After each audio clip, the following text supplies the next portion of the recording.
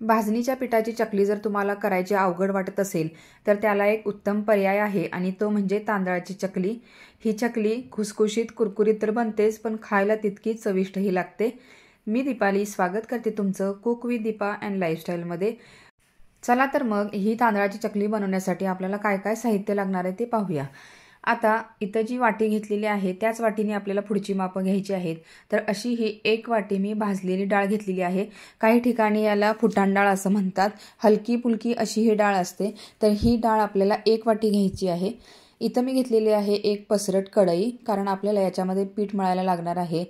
आता ज्या वाटीने मी भाजलेली डाळ घेतली त्याच वाटीने आपल्याला 4 वाट्या तांदळाचं पीठ घ्यायचं आहे। पण लक्षात घ्या की तांदूळ दळून आणताना ते अगदी बारीक असे दळून आणायचे आहेत आणि असे हे 4 वाट्या तांदळाचं पीठ मी इथं घेतलेलं आहे। आणि ही जी भाजलेली डाळ आहे ती मिक्सरच्या भांड्यामध्ये मी अशी वाटून घेतलेली आहे। वाटून ती चाळून घेतलेली आहे। चाळणीने व्यवस्थित अशी चाळून घ्यायची, म्हणजे अगदी फाईन पावडर त्याची आपल्याला भेटते आणि काही छोटे मोठे कण जे आहेत ते चाळणीच्या वर निघून जातात। तांदळाच्या पिठाचं आणि ह्या डाळीच्या पिठाचं जर प्रमाण अगदी व्यवस्थित असेल तर आपली चकली अजिबात फसत नाही। आता याच्यामध्ये पुढचं साहित्य घालूयात। आता 2 मोठे चमचे इथं मी पांढरे तीळ घेतलेले आहेत। तीळ आपल्याला कच्चेच घ्यायचे आहेत। त्यानंतर अर्धा चमचा ओवा घेतलेला आहे आणि तो हातावरती थोडासा असा क्रश करून घ्यायचा आहे, म्हणजे त्याचा जो स्वाद आहे तो या पिठामध्ये चांगला असा उतरतो। आता यानंतर आपण घालणार आहोत भाजलेल्या धने आणि जिऱ्याची पावडर। ती मी घेतलेली आहे मोठा अर्धा चमचा। त्यानंतर घालूयात पाव चमचा हिंग घातलेला आहे आणि 1.5 मोठा चमचा इथं मी बारीक मीठ घातलेलं आहे। तुम्ही तुमच्या अंदाजाने याच्यामध्ये मीठ घालू शकता किंवा 1.5 चमचा मीठ आपल्याला या पूर्ण पिठासाठी लागणार आहे। त्यानंतर हे कोल्हापुरी लाल तिखट आहे, म्हणजे वर्षभराचा जो साठवणीचा मसाला असतो तो आहे आणि तो टाकलेला आहे 2 मोठे चमचे। त्यानंतर पाव चमचा हळद घातलेली आहे। तुम्हाला जर याच्यापेक्षा थोडं तिखट जास्त हवं असेल तर याच्यामध्ये अजून लाल तिखट तुम्ही ॲड करू शकता। तर हे सर्व साहित्य घातल्यानंतर हे जे साहित्य आहे ते व्यवस्थित असं हलवून घ्यायचं आहे।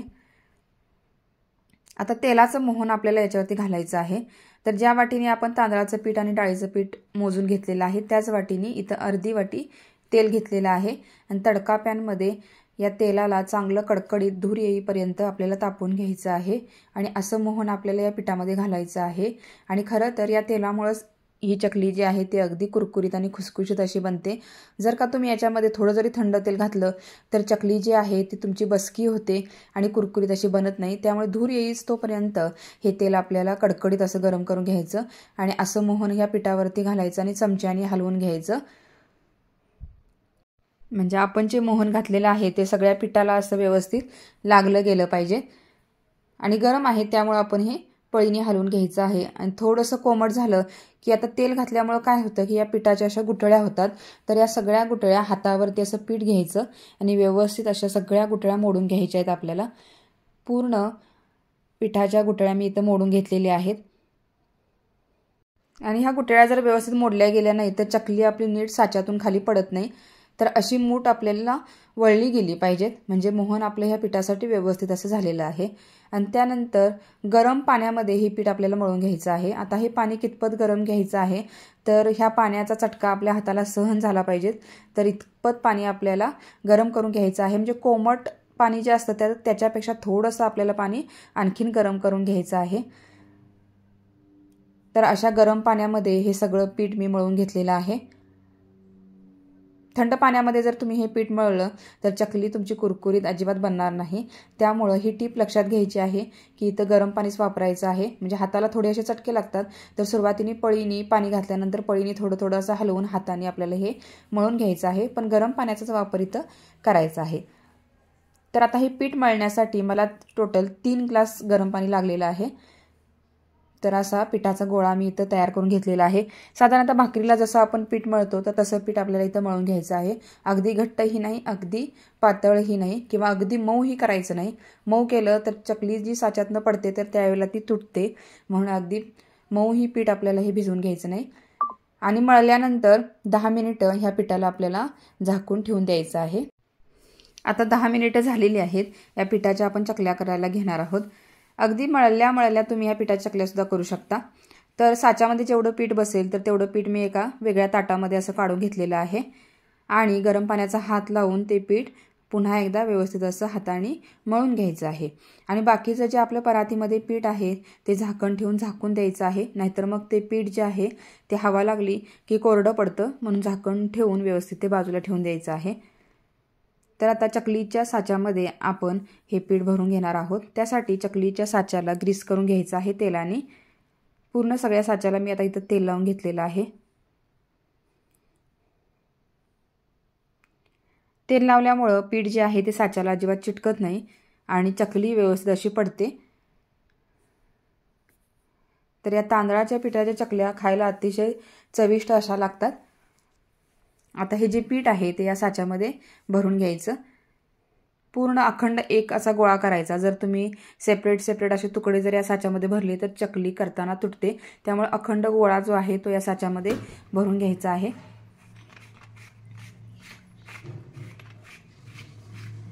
आणि त्यानंतर साच्याला वरचं जे झाकण आहे ते असं लावून घेतलेलं आहे। आता ही चकली गाळताना आपण एखाद्या ताटावरती किंवा पोळपाटावरती एकदम 4-5 चकल्या अशा गाळून घ्यायच्या आहेत आणि त्यानंतरच ती तळून घ्यायची आहे। आणि चकलीचं जे शेवटचं टोक आहे ते व्यवस्थित असं मिटवून घ्यायचं आहे, नाहीतर मग चकली तेलात सोडली की ती पूर्ण तेलामध्ये पसरते, म्हणून शेवटचे जे टोक आहे ते व्यवस्थित असं मिटवून घ्यायचं आहे, थोडंसं दाबून घ्यायचं आहे। तर अशा एकदम 4-5 चकल्या करून एका वेळेला आपण तळू शकतो।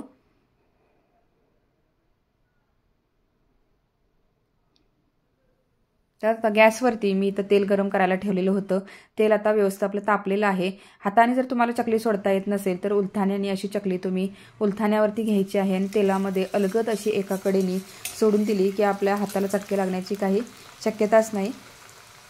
किंवा जर अगदी चकली करण्यात जर तुम्ही एक्सपर्ट असाल तर हाताने सुद्धा चकली तुम्ही या तेलामध्ये सोडू शकता। आता मला याची सवय आहे, त्यामुळं मी या चकल्या ज्या आहेत त्या हातानेच या तेलामध्ये सोडलेल्या आहेत। ज्यांना असं हाताने सोडायला जमत नाही तर त्यांनी असं उलथाण्यावरती चकली घेऊन अलगद एका बाजूला अशी चकली सोडून द्यायची आहे।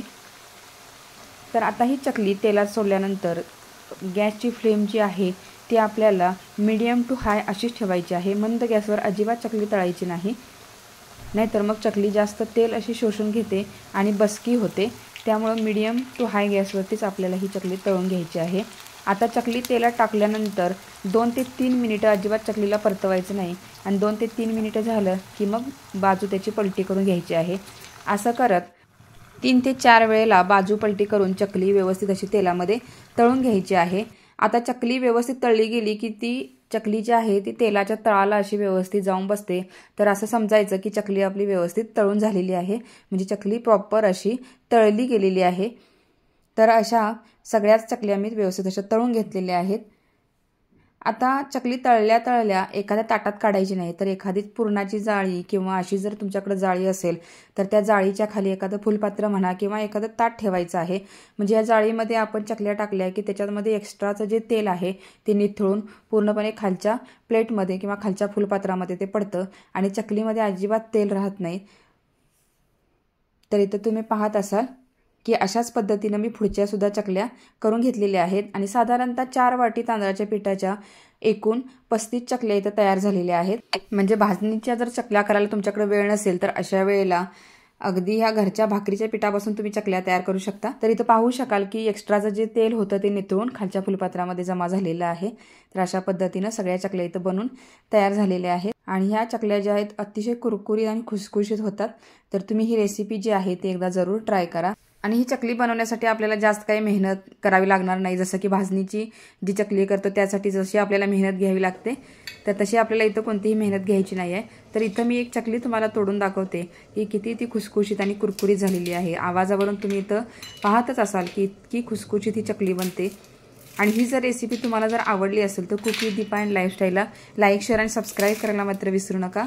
भेटूयात अजून एका नवीन रेसिपीसह। धन्यवाद।